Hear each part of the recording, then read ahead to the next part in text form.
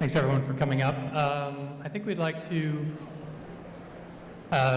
before we jump into introductions, I want to remind everybody we're here to kind of talk about hyperlocal news sites and their place as a sort of connector in the community between businesses and between citizens.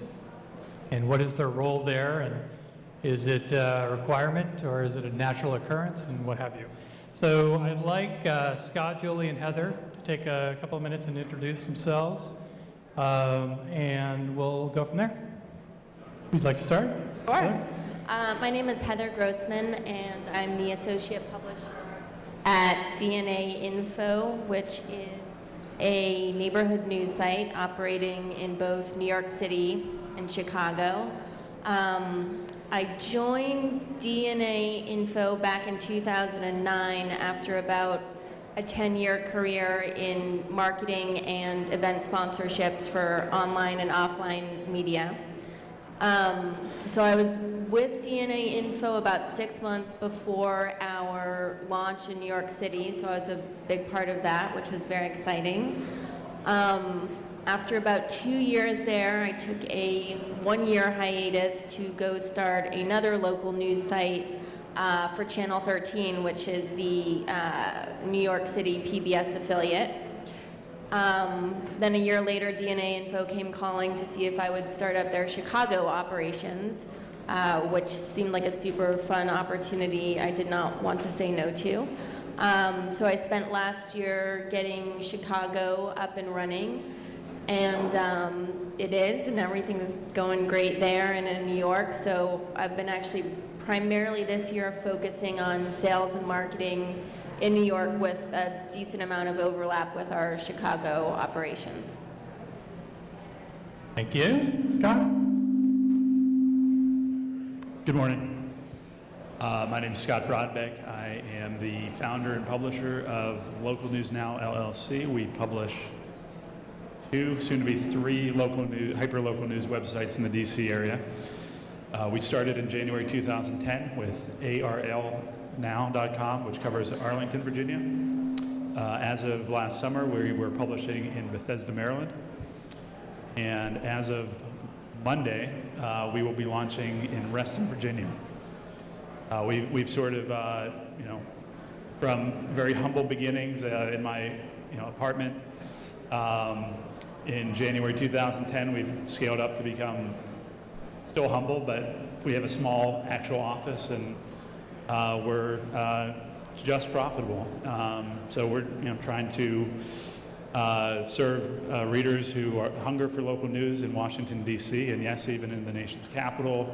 They're people who don't just follow politics and are interested in what happens in their backyard. So we serve them, and we serve local advertisers. We are not interested in national brands. We serve exclusively local advertisers who want to reach local readers. Trying to find a way to continue growing so we can serve more readers and more advertisers, but to do so in a way that's sustainable and that will lead to profitability. Thanks. And you were probably in elementary school when Julie was starting her site. Talk about, you've been way back. Hello, my name is Julie Brooks. I'm the founder and publisher of CapeCodToday.com. Started 16 years ago. The Cape Cod Today is one of 3 websites that my company operates in the Cape Cod area. The other 2 are WeddingsOnCapeCod.com and CapeCodTravel.com. So those 2 other niche sites are actually an easy sell and quite profitable because they don't require a lot of fresh content. On the other hand, CapeCodToday.com gets all the traffic, but it is expensive to run, and like all online news sites now, it's the most challenging one of my children in the family. We also do website design and hosting, all for local businesses on the Cape. Most of our customers are very small businesses, mom and pops. So I, really love working with the local business owners, and like Scott, we're really not knocking on the door of national advertisers. I am doubling down on Cape Cod Today as far as the future growth in the company for a lot of reasons. I have written a couple of articles for Street Fight about mom and pops and how they don't like to do social media marketing so much and some other controversial things. So I'm really glad that I was invited here today. Thank you. And again, I'm Rick. I'm an advisor to Street Fight, and I also was one of the founders of Digital City. It was AOL's first try at local back in the 90s. So speaking of AOL, since I brought it up, let's just get it out of the way right off the top. What happened to Patch, and what does it mean to you guys and other hyperlocals? Heather? Well, I want to say first off that I have a ton of respect, and I think a lot of people in the industry do, for what Patch was trying to do. And at DNA Info, we cover the neighborhoods as Patch does. So we're hyperlocal in that same way. I think most people would agree that they expanded too quickly. I mean, they went from a few sites to more than 800 in a very short amount of time. And from what I've read and heard talking to former employees, I don't think they had their revenue plan locked down before they expanded, and I don't think they actually had their editorial operations locked down either. From what I've heard, they had one person who was struggling to make the whole site work and do all the jobs and publish X amount of stories a day, and I think there was a ton of burnout there, and inevitably with demanding that kind of quality, you see some deterioration in the quality, which I don't think is good when you're trying to attract and retain and engage a very local community. And I can't speak to this because I'm not sure, but I don't know how well they did with their ad sales. It's interesting when our sales reps sell, and our primary revenue stream is from neighborhood businesses. Patch didn't actually come up that often, even in the neighborhoods that they were in, as, oh no, sorry, I'm working with Patch.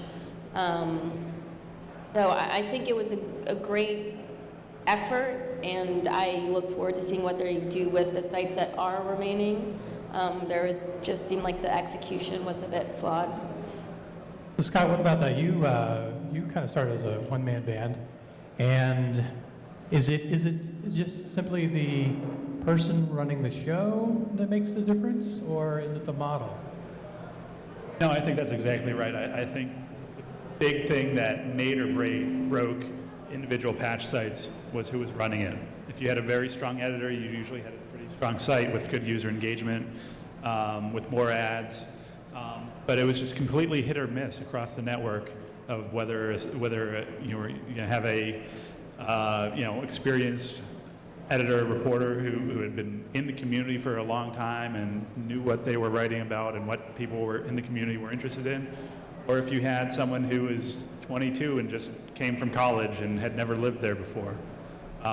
If they would have had a slower growth model and would have been more deliberate about finding people who really fit in the community, I think we might be having a different conversation right now. That said, I agree with Heather that the other part of this is not just the editors, it's the revenue model. And they launched with the revenue model that if you did the numbers and they sold everything, they were barely profitable. So, I think the lesson is that nobody's going to just get up to bat and hit a home run on a large scale. The common refrain among local independent publishers, of which we're in a group with, is local doesn't scale. I think local can scale, but it's going to be a very slow process of deliberately building one community at a time. It's not going to be launching 800 sites and magically making it work. Billy, have any thought on that? Top line revenue. That's the reason.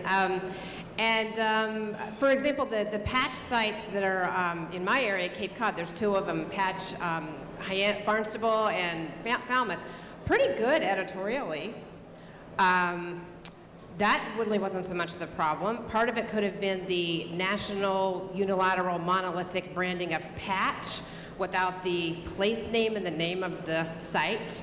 Particularly for these old New England business owners, I don't know if that was such a big hit. And just relying on the, what I call rectangles, which are banner ads. Not that banner ads are a bad thing, but I recently redid my entire product offering to really de-emphasize the rectangles, because when you're in front of a mom and pop business and you're trying to say, okay, advertise on this site called Patch that doesn't have the word Des Moines, Iowa, and it's just called Patch, and you're trying to convince them to buy some rectangles on a website, and they say, I never click on those things, why would I buy one? You've got to have more to offer them. Like, you have to say, look, we're going to give you preferential placement in our calendar, we're going to give you you know, an enhanced listing, a whole MIDI site on our site to promote your business, or you know, special deals, things like that. And I'm not sure if the product offerings really was you know, diversified enough to make it an attractive repeat buy for mom and pop businesses. Right. So on that note, you mentioned community. How do you kind of see yourself or your site as a kind of a conduit between the community and businesses? And I'll give you an example. Where I live, there was rumor that a local restaurant, been there 25 years, there was a rumor it was going to be closing. And the only way people found out about it was, it happened to be Patch, but it could have been any hyperlocal in town. Point is, you know, within a matter of hours, that particular restaurant that night was just completely packed. So people would not have otherwise found out about that if they didn't have that kind of community resource of that hyperlocal site. Wasn't going to be in the weekly newspaper, it would have been too late. Wasn't going to be in the Washington Post. So how do you guys, or do you think of yourselves as being responsible for telling the community, or being a broker between the community and, well, businesses, what they're doing, and news about businesses? Scott, do you have any thought there? Yeah, well, I think that example points to just how powerful hyperlocal can be in terms of audience engagement. You know, we heard yesterday that people just don't really care about, you know, the sort of minutia of their community, but they actually do. And you know, as a local publisher, you are absolutely interacting with local businesses, both reporting on them and seeking their advertising, which is, you know, a bit of a fine line to walk, but it can be walked. And you certainly, when you do this kind of close coverage of the community, businesses will know about you. And how do you do that? How do you, and I think Julie, how do you go in the right hand, write a story, on the left hand, sell an ad to the same entity? Give us a secret there. It depends if it's a good story or a Fair bad enough. story. That's Fair right. enough. Well, you know, this panel was about community engagement, and I think the best way to engage in the community is to sell ads to local business owners. That's my personal opinion, and one reason for that is people can't just look at a local news website where they look at the Twitter feed and they find out about that restaurant that might be closing, really valuable information for them, and keep doing that year after year after year, and think that, you know, if you're not going to put up a paywall, which I'm not going to do, because my competitor does that, that they don't have to eventually advertise on the site. I mean, you know, these sites have to have the support of the local businesses, and that's something that we talk about all the time on our site, how important that is. Because engagement, you have to have engagement to drive traffic to advertisers, but engagement itself isn't enough, because we're not charging for this content. We're not charging for all the work that we put in. We're not charging for people to read it. And if you keep just focusing on, you know, our page views are increasing, our traffic's increasing every month, it just becomes Fred's, what I call Fred's free beer and chili stand, meaning it's really popular, but nobody's paying for the chili, so Fred's quietly going broke, you know, and he's about to lose his house, but everybody thinks it's a great website, you know, so that's why our strategy has always been, it's always about selling the advertising. And the small business owners, this works in my market because I have a lot of small mom and pop advertisers. We, in their ads and in any press releases they would send us that we then rewrite and we, you know, label it as being, you know, sponsored content. We run the pictures of the business owners, and in the ads, they like us to do that. And one reason that works is because the business owner themselves like it, because people come in and say, "Oh, I saw your picture on CapeCodToday.com." They renew the contract. It's all about renewals. It's not really about getting them the first time. It's the renewals. And it puts local people's faces on the website, and people are what drive engagement on the internet. Look at Facebook. It's all about your friends and all about the people you know. Thanks. So speaking of engagement, Heather, absent photographs, what makes a really engaging hyperlocal story? Are there certain ingredients that you say you've got to have? I mean, I think it depends, and it depends on the neighborhood. You know, we know what kind of content our readers are looking for because we're very good at going out using social media tools and looking through our comments, and that's how we figure out what these neighborhoods are particularly interested in. We're also, I think we actually talked a little bit about how our reporters report, and they use, there's a term that my journalism professor coined several years ago called tradigital, and it's a mix of traditional reporting and digital reporting, and I'm sure we all use it, but our reporters are going to all of the community board meetings and the local chambers of commerce meetings and business improvement districts, and so they're, you know, doing shoe leather reporting, doing that, and talking to the shop owner on the street and the unofficial mayors of the neighborhoods. But they're also following all of these groups on Twitter and on Facebook, and they're in their Google Plus circles, and it's cultivating all these multiple touch points that makes for like a real tradigital journalist. And then that allows us to be so in touch with the community and so engaged, and we rely a lot on our reporters for this, that then we're able to produce the kind of content that we know that they're going to care about, come back to, share with their friends, that will in turn bring users to their site and to our site, and that makes the advertisers happy too, because our site is, and I think Cape Cod Today is like this too, maybe your site, Scott. We have topic beats, but really we have neighborhood beats. So I live in Williamsburg, Brooklyn, so I most often go to the Williamsburg section of our site where I see all stories related to my neighborhood and those businesses, and all of the ads are my local businesses that I recognize, and it's like, it's this perfect win-win for the advertisers and for the audience. So, yeah. Well, you mentioned, was it tradigital? Tradigital. That also goes, I guess that goes two ways.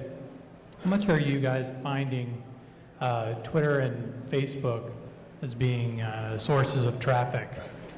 Is it really significant these days, or is it moderate? You could start, Julie. 30% of our traffic is from Facebook and Twitter. It's we couldn't survive without it.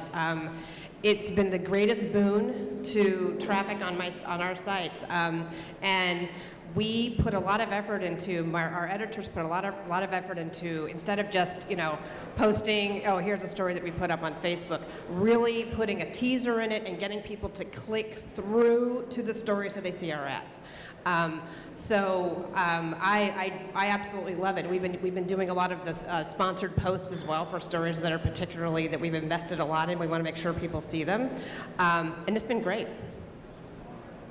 You know, I couldn't put a number on it just now, but I do know that Facebook and Twitter are certainly within our top 5 refers. And it's, you know, I look at Twitter as sort of wire service for consumers. I think that's how it's used, kind of like an AP wire.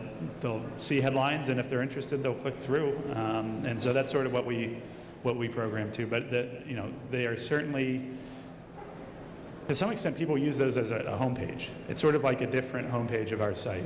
There are people who come right to the homepage and you click through articles there. There are people who, will just click through to articles from Twitter, Facebook, or our email newsletter. I would recommend. Pew just did a research paper on the use of Facebook in people getting their news, and it's actually pretty interesting. Thanks. You guys get a lot of traffic from Twitter? No, we get, like Julie, about 30% of our traffic is from social, and that's growing. We get a larger percentage from Facebook, but Twitter has been creeping up over the past couple of years. And, this year in particular, we've started to focus a lot on Google Plus and Instagram and Pinterest. So we're seeing those numbers creep up as well. And do you imagine, since all of those, of course, are kind of not necessarily focused on a local arena, do you imagine finding yourself getting traffic from people outside of your area because of doing that?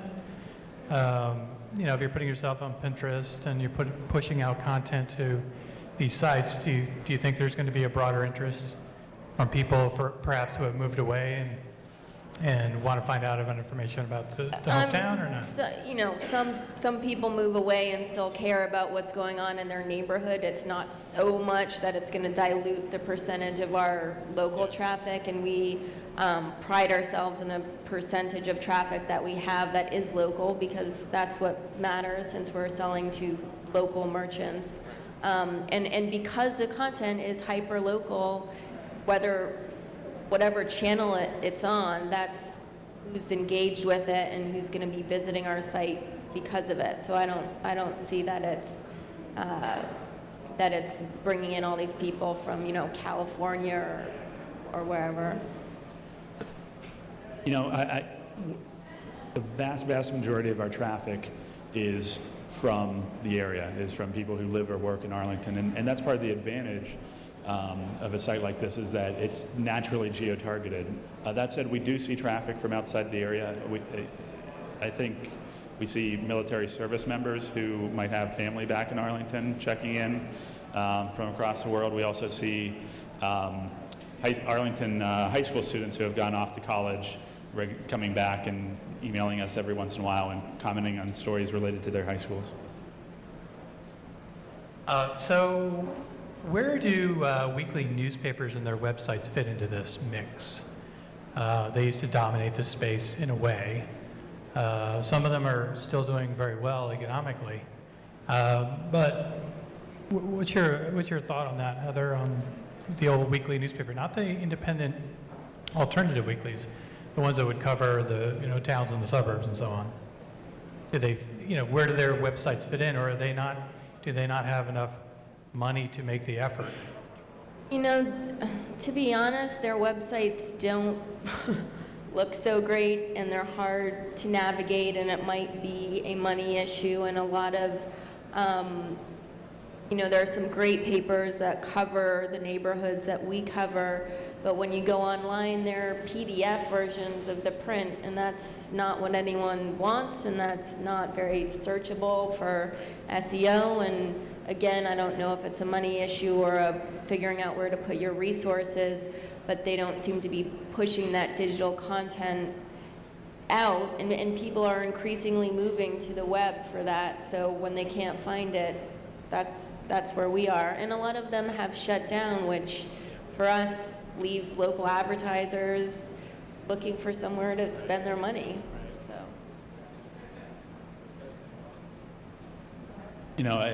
I would say that print weekly newspapers, some are shutting down, but others are surviving, at least for now.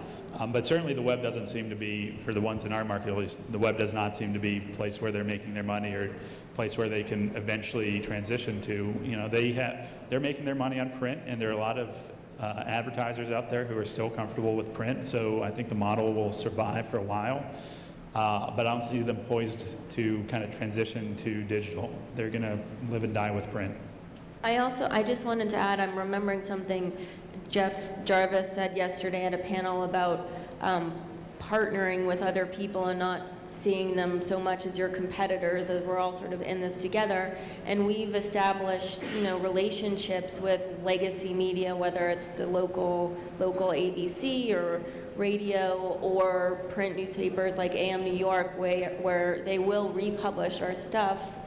And that's fine with that. That gets our name out there. A lot of people will say, oh, I saw DNA Info in AM New York, and that's a distribution channel that we don't have. So it's a boon for us, actually, as long as they're around. Great. Your audiences, both business and readers, are you finding that more of them are looking for your content over mobile devices, particularly phones? And how are you addressing that demand? Again, the number is about 35 to 38% coming from mobile, and of that number, well, not of the 38%, but about 27% from phones, and the rest from tablet. So it's obviously, when it comes to, as I referred to before, the rectangles. If your business is relying on selling, 250 by 300 pixel ads on a desktop website, then if you're stripping those out of a mobile site, which most mobile versions of websites do, then the advertisers that are paying top dollar aren't getting seen by 30% of your audience. So that's obviously a really huge problem. So what I've done is we've reformatted our mobile site to show this nice ad format, which is 125 pixels high by 300 wide, which when you're scrolling down, you go to our homepage, capecottoday.com, you're like waiting online somewhere, you want to read the news, you go through, there's 2 stories, 2 leads for stories, and then we call it a half box ad, then 3 more, then another half box ad. So the people that are buying the larger ad formats on the desktop site also get their ads in the half box format, so that it shows, and it's in the top slot on the mobile site to try to get the click-through to them. And I don't see a lot of other mobile ad formats besides that really excite me or that I think are really going to work for advertisers. That's one reason why when I redid my product offering, we started saying, okay, if you have calendar events, we can feature your calendar events at the top. So this is another way that's not ad related to give value to the advertiser. No, we had a mobile site for the first year and a half. And then we had advertisers coming to us saying, hey, why can't we see our ads when I go to it on my iPhone? It just wasn't a moneymaker. There just aren't the solutions out there, at least for a publisher of my size, that can actually add significant value. So we just canned the mobile site and serve the desktop site, which loads well enough on my phone, at least. Is it responsive? I mean, is it? No, it's not responsive. It's not. It includes all the ads. So best practices. Impressing anybody here? No, but advertisers don't seem to mind it. When a solution comes around that allows us to monetize mobile in a significant way, we'll probably jump on it. But for now, I think the user experience actually is many times degraded in mobile sites, because up to now, and there might be other solutions out there that have recently come out or are coming out, you don't get comments on the mobile site, at least not on the mobile sites I've tried out. And comments are a huge part of our user engagement, a huge reason people go to the site. And if we're stripping out that functionality in a mobile site, people are going to just flip to the desktop site anyhow. Yeah, Heather, I think you had said to me, maybe I misunderstood, that DNA does not offer user-generated content. So comments? Does that include comments? Yeah, we have comments. We don't publish. I guess this was probably in reference to a conversation we had about Patch, where I was mentioning that, at DNA we go through this rigorous process of professional journalists writing the story and then having 2 editors read it before it's published and a copy editor, et cetera. So, so we don't right now do much UGC other than comments. That's not to say that we won't move towards that in some way in the future, because I think there is, room to grow engagement there. And I just wanted to address what Scott said about mobile, and I think it is our traffic, like Julie's, I think mobile, phones is maybe around 20%, and tablets 8 to 10%.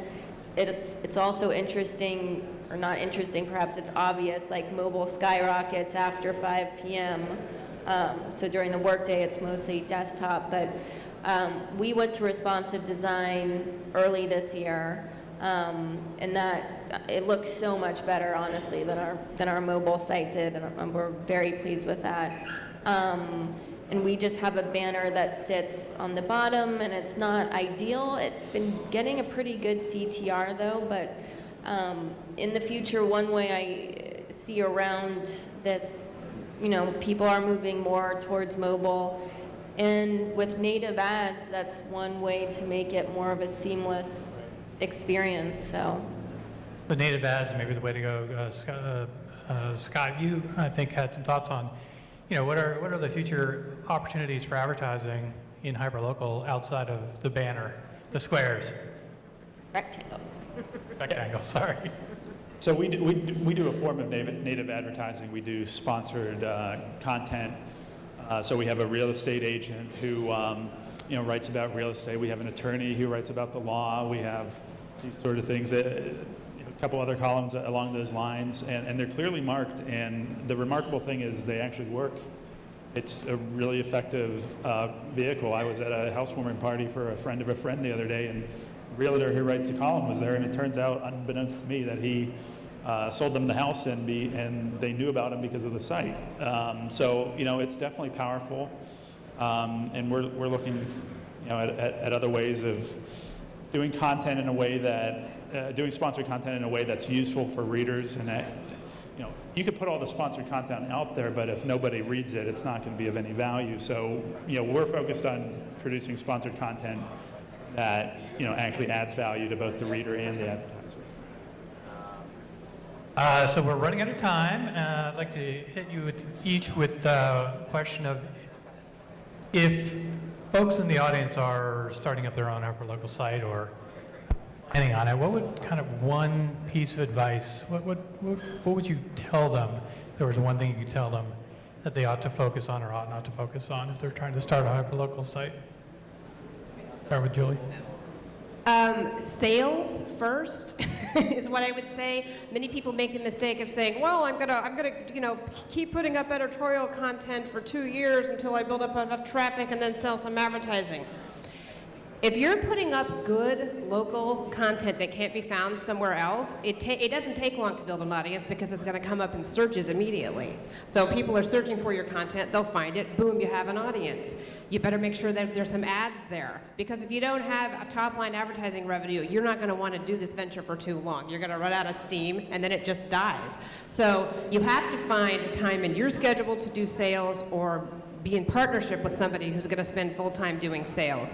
The sales allow you to put on the content, which in turn drives more sales. So I would just say sales cannot be something that you put off or relegate to second status after editorial. It's equally as important.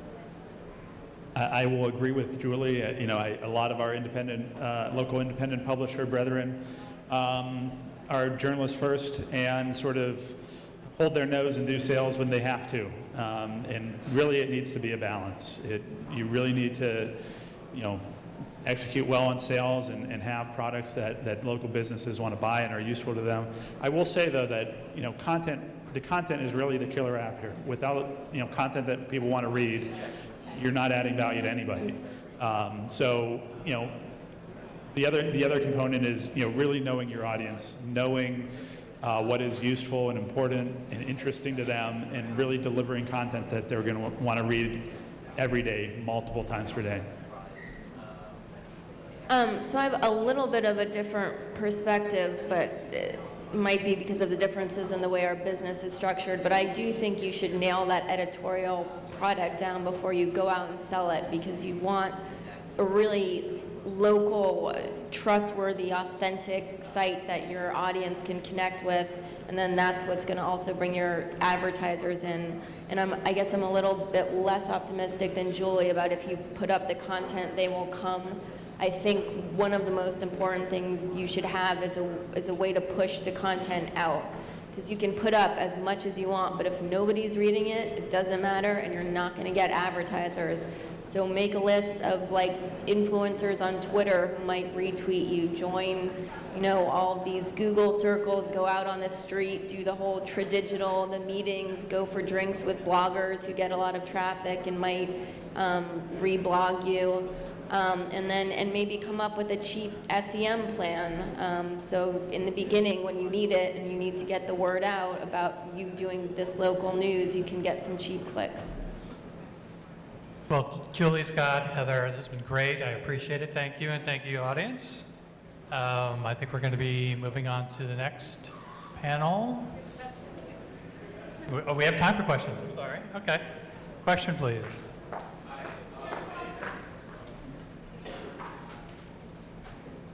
Thank you. I attended the Street Fight Summit last year also, and one of the questions that was posed was, are you guys making any money? And at that point, some people said that they were on the way to it, but I don't think anybody was actually there yet. I'm just interested in where you guys are in terms of that right now. Money. My company, along with my other sites that I mentioned, CapeCodTravel.com and WeddingsOnCapeCod.com, yes, is profitable. Cape Cod Today, if you isolate out, just do a P&L for Cape Cod Today, is a little tiny bit profitable, but for next year, since I told you we're doubling down and I've got all kinds of sales incentives, I have it structured for a 20% operating profit for next year. And that's what I'm shooting for, and that's what we need to hit. So we want to hit it. We are just profitable right now. This isn't a lifestyle business. I'm trying to grow this business, so I reinvest whatever I can back in the business. We're going to be unprofitable for a while once we get this third site up and running, but hoping to really monetize that pretty right off the bat, because we're going in with a great editor who really knows the So we're a private company, and I can't speak directly to whether we're profitable or not. But what I can say is that we've been performing over the past few years exactly according to plan, and are really happy with the trend lines, and our investor is happy. So that's good news for us. Any other questions? Front, in the back first, and then up front. I'm wondering if any of you operate in markets where Patch is operated, and if you've seen any result in terms of traffic or revenue coming to you as they've scaled back. No, because they didn't have any local ads in my market. All three of our markets are Patch markets. I haven't really noticed any significant outflow of advertising, but as Julie said, there wasn't much advertising to begin with Patch. And I echo those answers. We have patches in our two markets, and we've not seen a difference. So. Okay, I guess we have one more question. Oh, time's up. Give one more quick question, really quick. Hi, I'll go to the right in front. I'll yell at you guys. Oh, great, thank you. I understand, and I'm hearing a lot of backlash against national advertisers, but considering they could potentially represent some nice revenue, supplemental revenue, incremental revenue, where is the friction happening? If a national advertiser with a local business were to come, do you think that the relevance of their message could help you feel more comfortable with being able to be open to larger advertisers that have significant revenue? Local or national advertisers are not beating down my door right now, and I'm kind of unconvinced that they're willing to pay what a local advertiser is willing to pay for our ads, because that's, the value is the local audience we're bringing. I wouldn't necessarily be morally opposed to national advertising, but just from a fit standpoint, local is where it makes sense. Okay, I think we're going to be pulled off the stage. We don't now. So thank you very much, everybody. Thank you. Thank you.